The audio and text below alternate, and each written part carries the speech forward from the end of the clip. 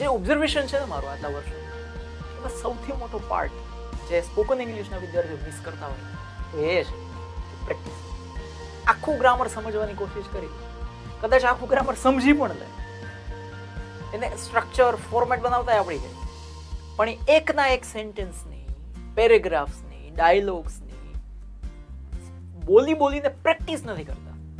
જે આપણા કોર્સની અંદર આપણે કરાવીએ છીએ, હજારો સેન્ટેન્સની પ્રેક્ટિસ કરાવીએ છીએ.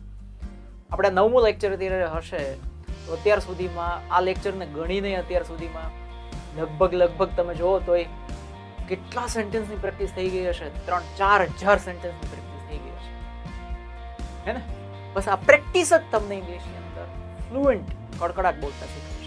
જે ઓબ્ઝર્વેશન છે ને મારું આટલા વર્ષો એમાં સૌથી મોટો પાર્ટ જે સ્પોકન ઇંગ્લિશના વિદ્યાર્થીઓ મિસ કરતા હોય તો એ છે પ્રેક્ટિસ. આખું ગ્રામર સમજવાની કોશિશ કરી,